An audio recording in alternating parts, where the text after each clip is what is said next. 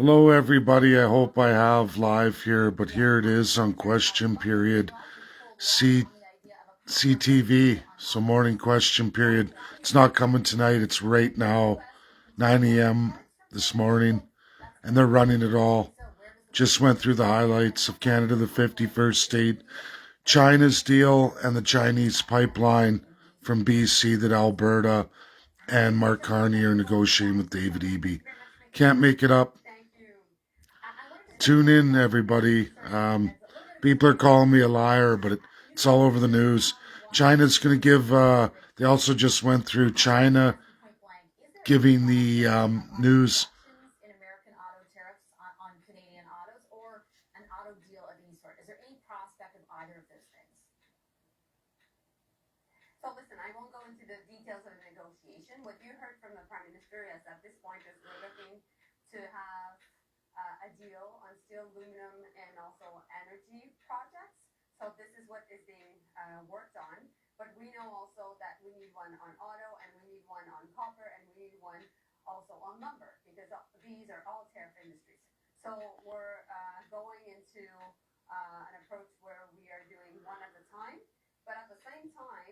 CTV question period, and they're going to be running the Chinese ambassador, his offer for all Canadian farmers, the pipeline to China, and CTV's being honest now. They're telling everybody everything. This is not live today. This has all been negotiated yesterday.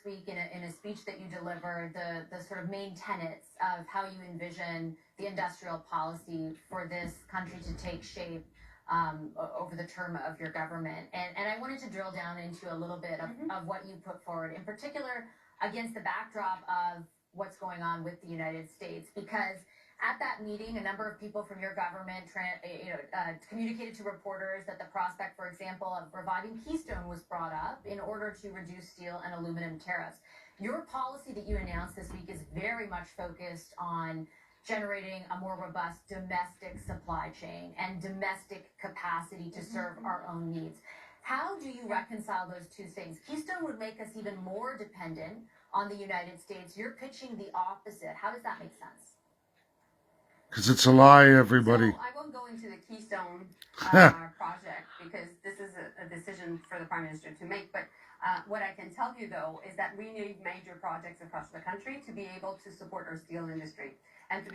It's all for China, everybody. All for China. I'll give CTV credit. I've been tagging them for the last 2 weeks, along with all media. They're the first ones to highlight this stuff.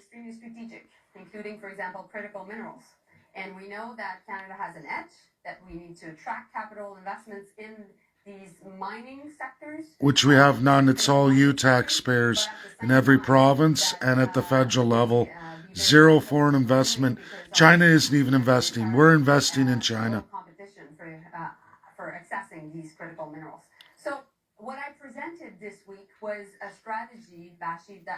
As she said, all our critical minerals are owned by China. They have the rights to all of it.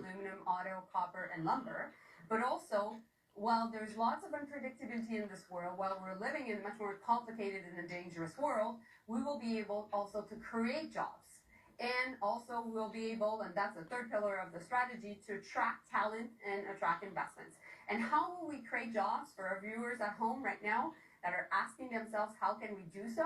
By merging with There are a China. lot of things we can't control, particularly geopolitics, but there are things we can control, and we can invest in defense. That's what we're doing. We'll have a defense industrial strategy to create jobs in the manufacturing sector for construction people, welders, for researchers, for architects.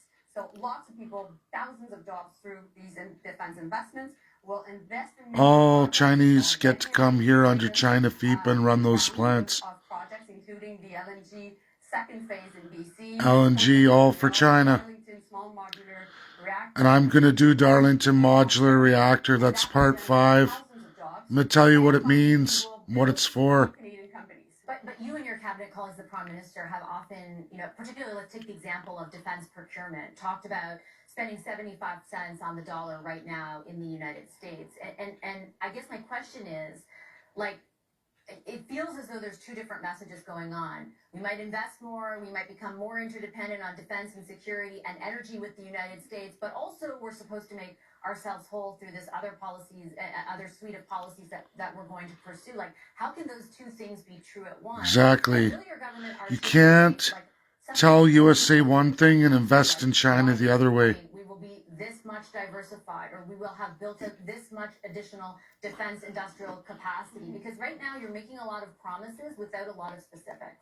Well, we've made very specific that we would be increasing 2% of our GDP in defense by the end of this year, and that's $9 billion more. We all need that, because if one day Canada is not, is basically facing many threats, we need to be able to defend ourselves. So USA being the threat. And that's where you'll see a lot of investments being done, and we're over-dependent on the US. We know that. See that? So we take stock of that, and we will make sure to do the right investments. But, all China investments. China military investments too. We won't have the same relationship with the US. We will diversify our markets, but at the same time, we're still a neighbor to China. And that will be a reality that we will continue to do trade with the US. That's just the reality of being neighbors, and you won't be trading with USA if you're strengthening China. Just explained, right? And the content of, for example, the policy that you announced. When will Canadians, and I acknowledge, you're 6 months in, but you're making very distinct promises about a time of crisis, which is the way that your government and the Prime Minister have characterized the moment that we're in. Mm-hmm. When will Canadians begin to see the benefits? Because right now we've got GDP data out of the second quarter that shows our economy versus other countries in the G7 is contracting at the fastest pace. You've got exports to other places in the world outside of the U.S. for a third month in a row declining. Growth in wages has slowed to the worst rate since 2016 outside of 2020 and COVID. So my question against the backdrop of all those various... It's a long-term worse than COVID situation, everybody. ...benefits of what you're pitching. Well, I think you have to look at the Friday numbers of jobs. 60,000 new jobs. 60,000 government jobs. Wages by 3.3% over for government. For government. So things are not perfect. While the primary sector contracts at an exponential rate, they're hiring more government than ever. That's not a solution. That's extreme socialism. These headwinds in a strong position, and the September numbers are extremely good news for government workers. Well, there is bumps, and while we're flying this plane, we're holding strong, and we're going ahead. The unemployment rate, though, is still 7.1%. 7.1%. No real jobs. Far more jobs added last month than anticipated, but that's still a very high unemployment rate. The youth unemployment rate is at a decades level high.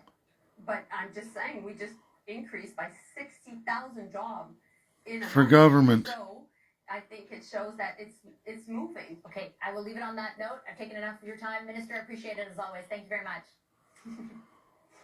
Pleasure. Thank you, Bessie.